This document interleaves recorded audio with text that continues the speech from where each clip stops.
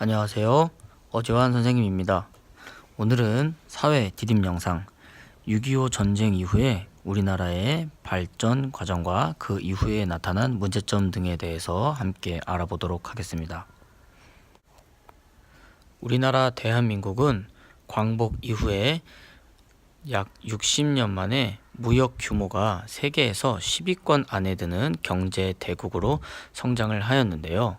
어떻게 그렇게 빠른 시간 안에 경제를 발전시킬 수 있었는지에 대해서 먼저 살펴보도록 하겠습니다. 6.25 전쟁 이후에 우리나라는 너무나도 가난하였기 때문에 외국으로부터 식량을 지원받았던 나라였는데요. 오른쪽 사진과 같이 미국이 지원한 식량을 항구를 통해 받고 국민들에게 배급을 할 정도로 나라가 가난했었습니다. 왜냐하면 전쟁으로 인해서 모든 시설이 파괴가 되었기 때문인데요.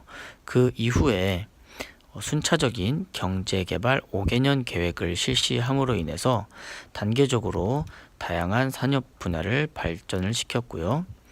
1970년에 들어서는 도시에 비해 낙후된 농촌의 발전을 위해서 새마을 운동을 진행하기도 하였습니다.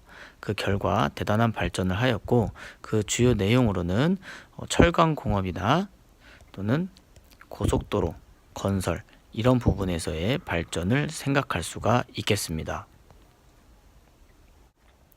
조금 더 우리나라의 경제 발전을 자세히 살펴다 보면요. 경제개발 5개년 계획이 시행되는 동안 모든 국민이 노력해서 수출액이 늘어났고요. 산업화가 이루어졌습니다.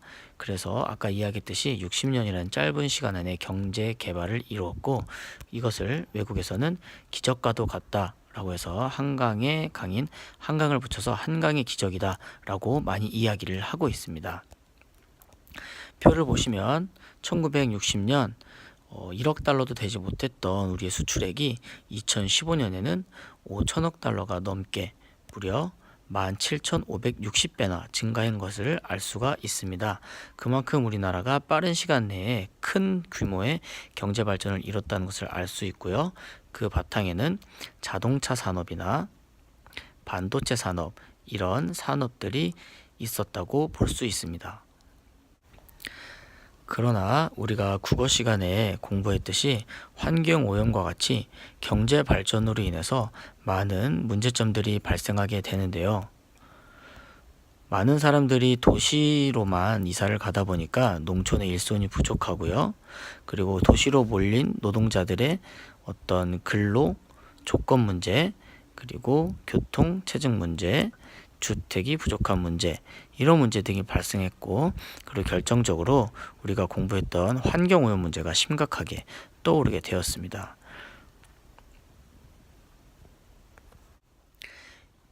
방금 전에 이야기했던 산업화와 도시화의 영향으로 생긴 도시 문제, 농촌 문제, 환경 오염 문제 등과 더불어서 최근에는 아이를 적게 낳고 노인의 인구 비율이 높아지는 저출산 고령화 현상, 그리고 인터넷과 같은 정보통신 기술의 발달로 인한 개인 정보 보호 문제, 이런 문제들이 사회적 문제로 나타나고 있는데요.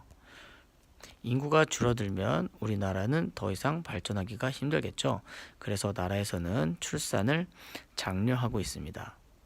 하지만 이런 환경오염 문제나 개인정보 문제는 해결할 방법이 마땅치가 않아서 굉장히 어려운 부분으로 남아있는 것이 사실입니다. 네, 우리나라의 발전에 따른 여러 가지 문제점들에 대해 알아보았고요. 학교에서는 그럼 이런 문제들을 우리가 어떻게 해결할 수 있을지 그거에 대한 해결 방법을 찾아보도록 하겠습니다. 갑자기 뒷부분으로 넘어와서 조금 이상하게 생각하는 친구들도 있을 수가 있는데요. 지금 공부하고 있는 국어의 내용과 연결지어서 먼저 이 부분을 공부하도록 하겠습니다. 학교에서 만나요.